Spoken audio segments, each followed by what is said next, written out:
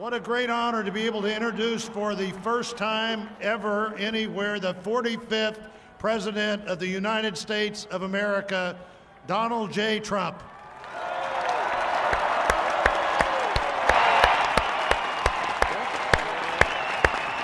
I get that one right, Tony?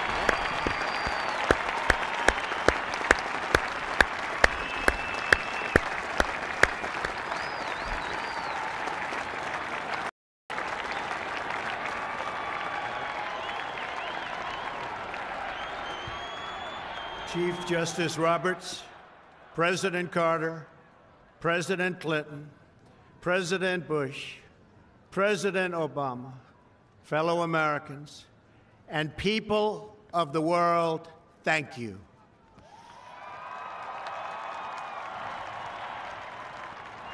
We, the citizens of America, are now joined in a great national effort to rebuild our country and restore its promise for all of our people. Together, we will determine the course of America and the world for many, many years to come. We will face challenges. We will confront hardships, but we will get the job done. Every 4 years, we gather on these steps to carry out the orderly and peaceful transfer of power. And we are grateful to President Obama and First Lady Michelle Obama for their gracious aid throughout this transition.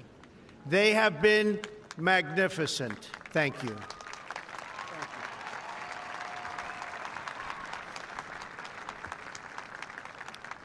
Today's ceremony, however, has very special meaning, because today we are not merely transferring power from one administration to another or from one party to another, but we are transferring power from Washington, D.C., and giving it back to you, the people.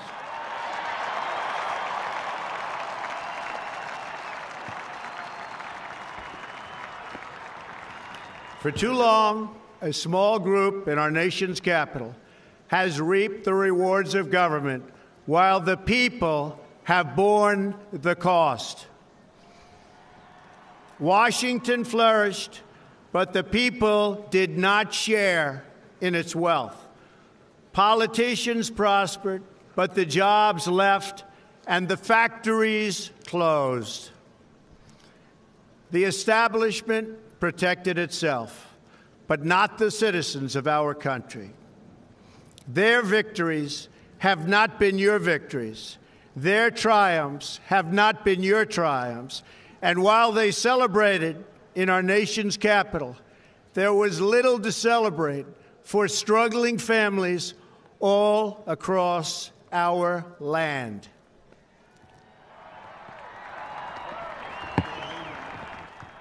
That all changes starting right here and right now, because this moment is your moment. It belongs to you.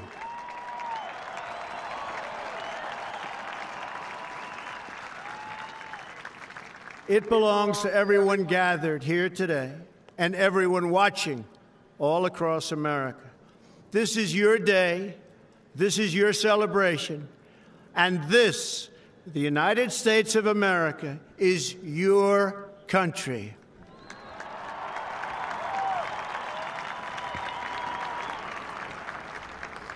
What truly matters is not which party controls our government, but whether our government is controlled by the people. January 20th, 2017 will be remembered as the day the people became the rulers of this nation again.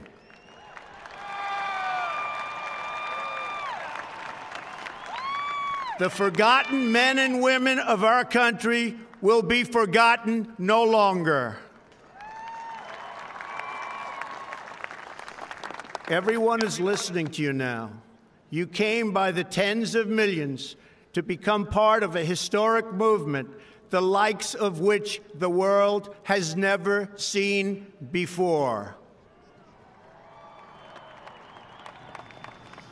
At the center of this movement is a crucial conviction that a nation exists to serve its citizens. Americans want great schools for their children, safe neighborhoods for their families, and good jobs for themselves. These are just and reasonable demands of righteous people and a righteous public. But for too many of our citizens, a different reality exists. Mothers and children trapped in poverty in our inner cities, rusted out factories scattered like tombstones across the landscape of our nation, an education system flush with cash, but which leaves our young and beautiful students deprived of all knowledge. And the crime, and the gangs, and the drugs that have stolen too many lives and robbed our country of so much unrealized potential. This American carnage stops right here and stops right now.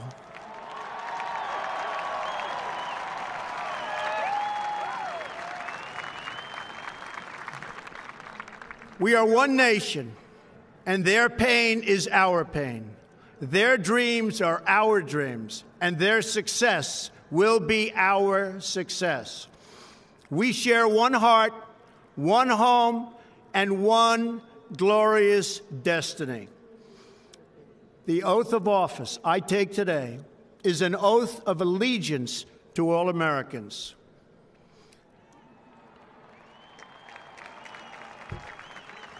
For many decades, we've enriched foreign industry at the expense of American industry, subsidized the armies of other countries while allowing for the very sad depletion of our military. We've defended other nations' borders while refusing to defend our own.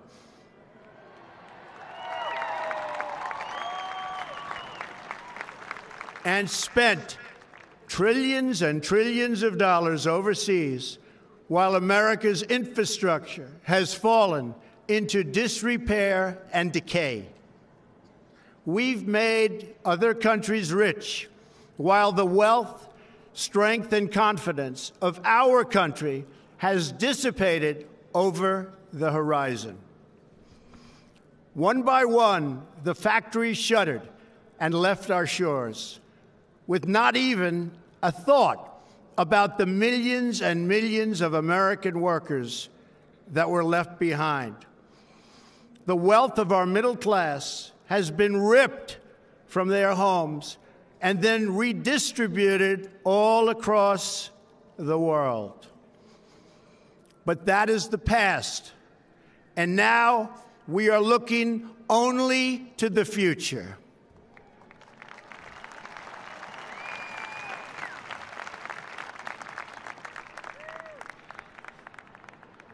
We assembled here today are issuing a new decree to be heard in every city, in every foreign capital, and in every hall of power. From this day forward, a new vision will govern our land.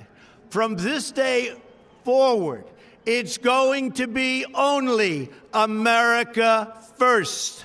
America first.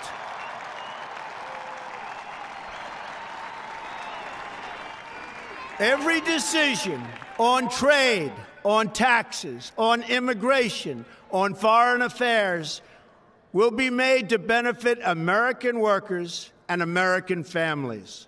We must protect our borders from the ravages of other countries, making our products, stealing our companies, and destroying our jobs.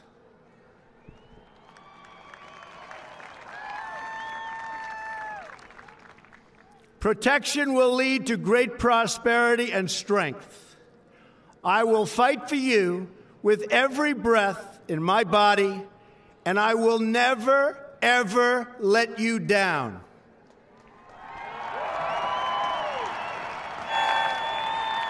America will start winning again, winning like never before. We will bring back our jobs. We will bring back our borders. We will bring back our wealth. And we will bring back our dreams.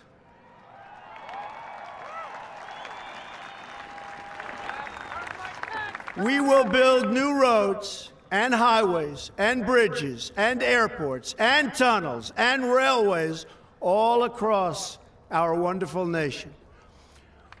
We will get our people off of welfare and back to work, rebuilding our country with American hands and American labor. We will follow two simple rules: buy American and hire American.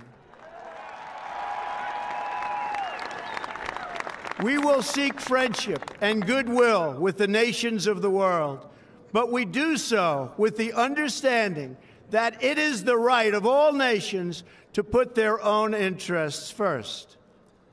We do not seek to impose our way of life on anyone, but rather to let it shine as an example. We will shine for everyone to follow. We will reinforce old alliances and form new ones and unite the civilized world against radical Islamic terrorism, which we will eradicate completely from the face of the earth.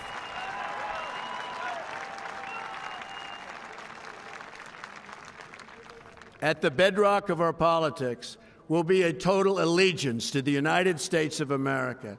And through our loyalty to our country, we will rediscover our loyalty to each other. When you open your heart to patriotism, there is no room for prejudice.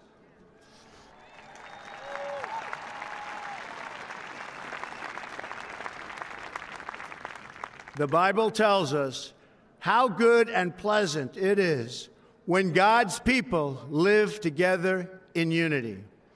We must speak our minds openly, debate our disagreements honestly, but always pursue solidarity. When America is united, America is totally unstoppable.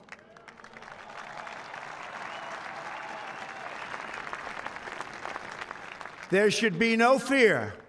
We are protected, and we will always be protected. We will be protected by the great men and women of our military and law enforcement. And most importantly, we will be protected by God.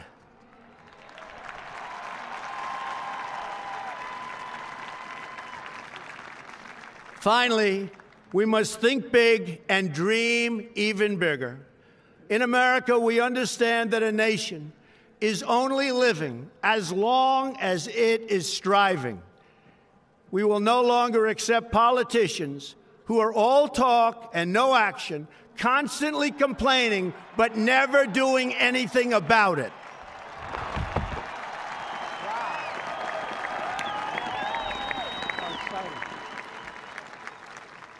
The time for empty talk is over. Now arrives the hour of action.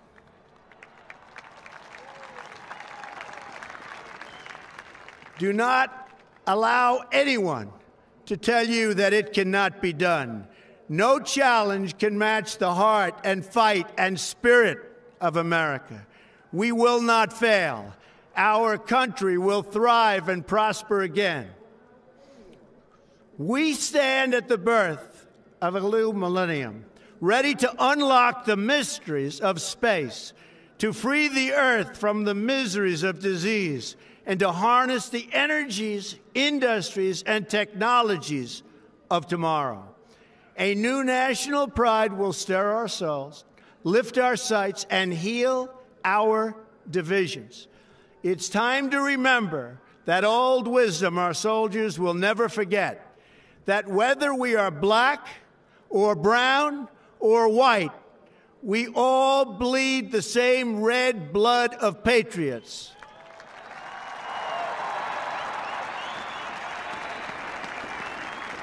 We all enjoy the same glorious freedoms, and we all salute the same great American flag.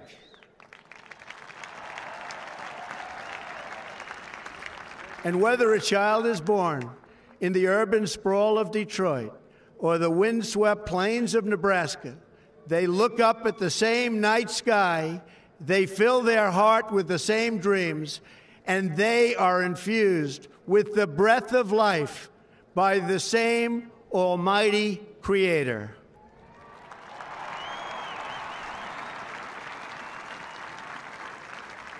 So to all Americans in every city, near and far, small and large, from mountain to mountain, from ocean to ocean, hear these words: you will never be ignored again.